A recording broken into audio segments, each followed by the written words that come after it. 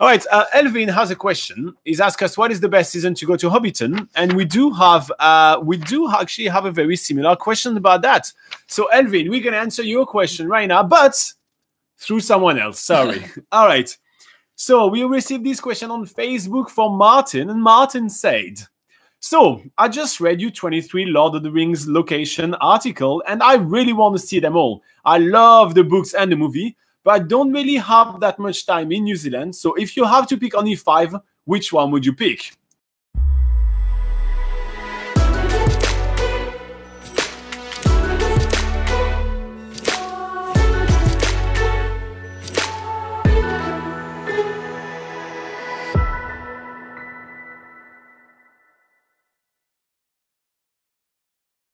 All right. So Laura is the huge Lord of the Rings nerd. So I'm going to start with talking about Hobbiton because, well, although I've seen all the movies and I never read any of the books, although I've seen all the movies, you know, I'm kind of more in awe in front of those movie sets. So Hobbiton is definitely one of the ones that you're going to want to see. It's probably like the most visited attraction in New Zealand, to be quite honest. It's super well organized. You go everywhere and everything is quite cool. The movie set is exactly as it was the last time they shot here, which was during The Hobbit, if I'm correct, yeah? And it's a really cool place to visit. Now, it looks beautiful all year round. Let's be honest, there is not really a perfect season to visit Hobbiton because it's a movie set. It's literally made to look like whatever time of the year they want it to look like. It's always kind of a bit of an autumnish kind of look because there is always like pumpkin and those kind of things.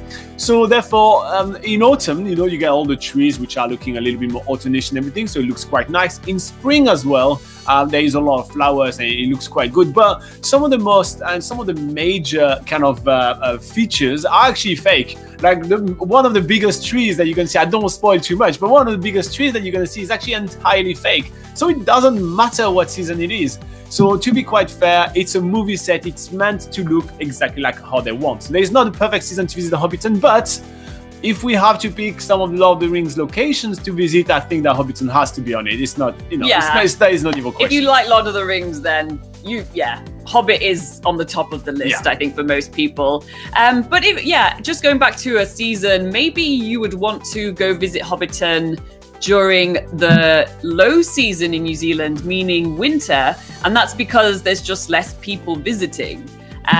Like Robin said, Hobbiton is one of the biggest like tourist attractions in New Zealand. So in summer, it will be absolutely packed.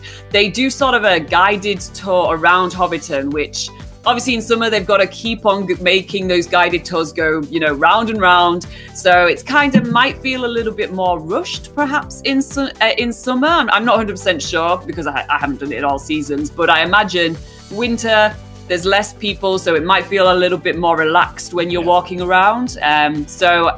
If that matters to you, then maybe winter would be the best time to go. All right, 4 more Lord of the Rings locations. Yeah, so for other Lord of the Rings locations, I think a big one is on the Tongariro crossing, Mount Nauhoi, which is that perfectly cone-shaped mountain, and that was actually featured as Mount Doom in the Lord of the Rings. Obviously, there's a little bit of CGI to make it look awesome and sort of blowing out lava and stuff, but that's just an impressive sight in itself, and you don't necessarily have to do the Tongariro crossing to see it. There's loads of hikes around the area where you can get awesome views of Mount Nauhoi. For instance, there's a really awesome hike that I love called the Tama Lakes hike, and those views sort of rival that of the Tongariro crossing, and the Tongariro crossing is one of the most popular day hikes in New Zealand. So if you are looking for something maybe a little bit shorter or less crowded, then you can definitely find some awesome hikes around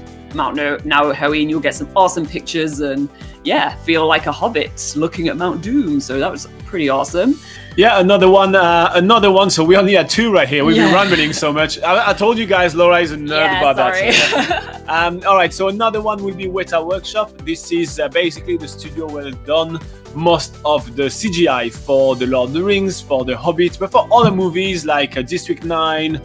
They actually work on Avatar right now, and plenty of other movies. I'm probably missing like about 20 different. They've done loads, yeah. Yeah, they've done so many. It's really cool to visit that. Just be aware you won't be able to take any pictures or any filming during the whole workshop tour. Yeah. And obviously, sorry, someone just said something really funny in the comments. And obviously, if you are in to just take pictures all the time, well, you know, no, sorry about that. But yeah, that's a really cool thing to visit. It's actually rather cheap. I was quite surprised, you know, compared to, you know, Hobbiton, which is a little bit steep. The Weta studios were actually quite cheap. It's definitely worth visiting if you want to understand a little bit how the movie was made. So it's not necessarily the location per se, but it is how the movie was made, which is quite cool. Yeah. Another one? Yeah, so another really awesome one to go to would be Mount Sunday, and this is in the South Island. It's perhaps 2 or 3 hours away from Christchurch. And you can either go there yourself, you can drive down there. There's quite a few gravel roads, so just be aware of that, but they tend to be easy enough to drive if you just take your time. And then there's a walk up to the top of Mount Sunday, and this whole area is where Rohan and Edoras was filmed. And the whole area is stunning in itself with beautiful mountain scenery.